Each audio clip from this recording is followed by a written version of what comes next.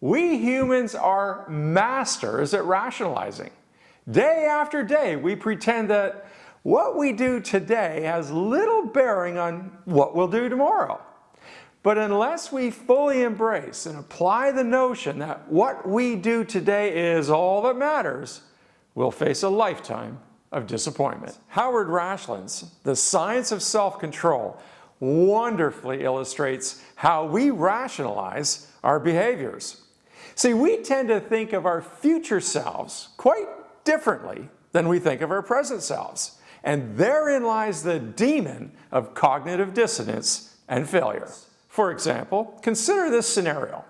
Bob's doctor recently told him that he needs to start exercising and lose weight.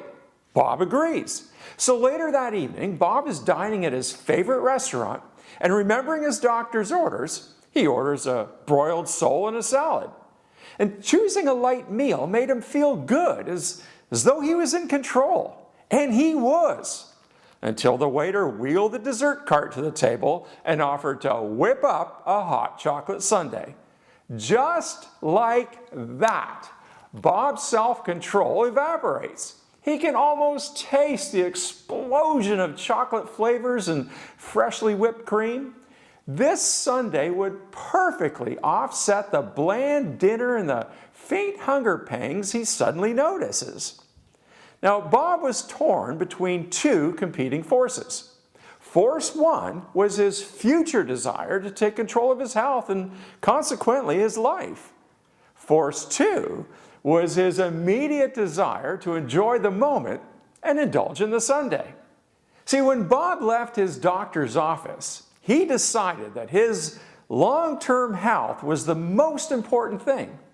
But now that he's confronted with this chocolate sundae dilemma, he instantly separates his present self from his future self, and he conjures up a clever rationalization for letting the waiter proceed.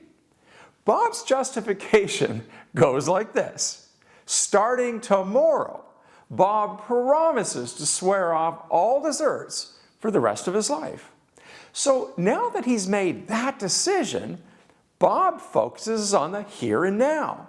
As a result, he rather easily concludes that because he's going to abstain from all desserts in the future, simply enjoying the last chocolate sundae tonight won't make the slightest difference to his long-term health.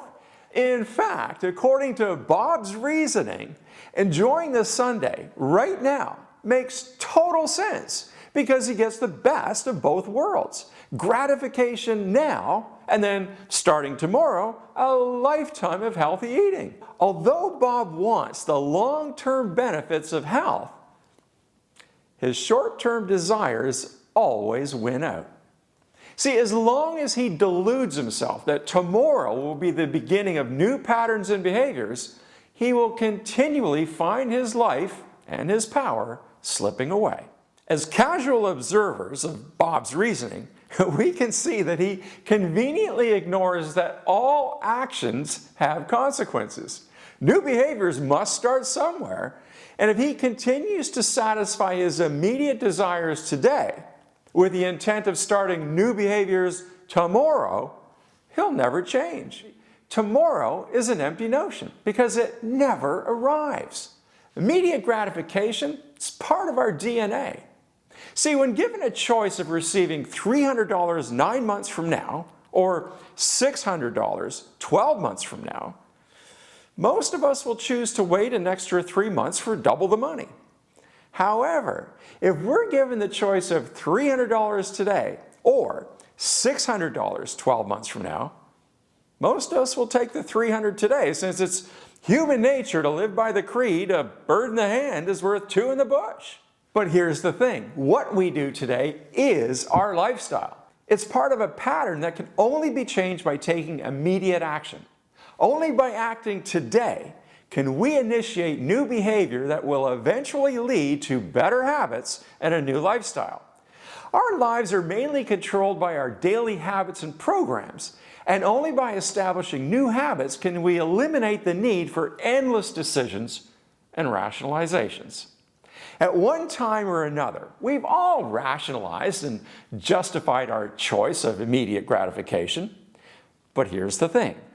Truly successful people know that today's actions significantly affect tomorrow's outcome.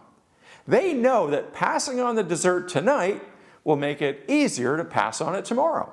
And passing on it tomorrow will make it easier to forgo the next day and the day after that. With awareness, you can enjoy the occasional dessert, but you'll also learn to enjoy saying no or yes to better alternatives. Our health is inextricably linked to our non-thinking habits and behaviors. The key to long-term health, or to achieving any goal for that matter, is to create a lifestyle with automatic habits that serve our future selves. About 10 years ago, I changed my diet habits from eating whenever convenient to eating within a 4-hour window. I have a personal rule. I do not eat a single calorie before 6 p.m. And when I do eat, it's real food, not ultra-processed packaged garbage. By eating real food, my hunger and satiety hormones actually works. That means I can eat anything I want and as much as I want, no restrictions. Interestingly, I can walk past a bowl of popcorn, almonds, or mixed nuts all day long without even being remotely tempted. But because of my rule, I cannot pass by those same bowls without grabbing a handful as soon as it becomes 6 p.m. That's the power of making a hard rule to form a habit. Eating before 6 p.m. is non-negotiable. So it never enters my mind and it requires zero willpower. After 6 p.m., I haven't any restrictions. Now, I am not trying to sell my eating plan. That is not my point.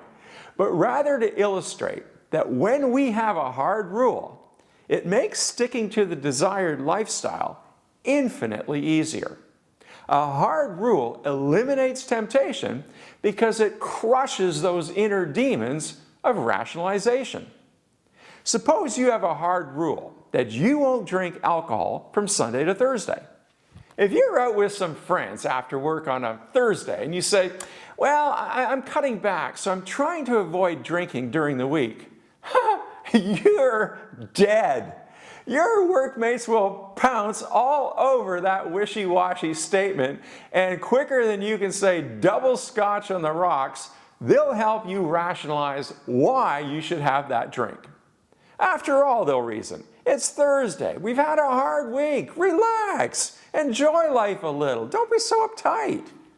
However, instead of saying, I'm trying to cut back, and instead you said, with authority, I don't drink outside of Friday and Saturday.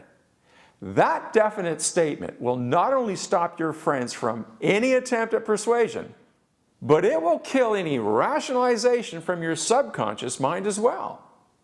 People who exercise the most control over their lives know that today's actions determine tomorrow's actions, which means what we do today is ultimately all that matters. If we live long enough, we'll have regrets. But the ones that will haunt us are when we knew we had a choice. And since our health is our most valuable possession, let's be sure that we choose a lifetime of health while it's still an option.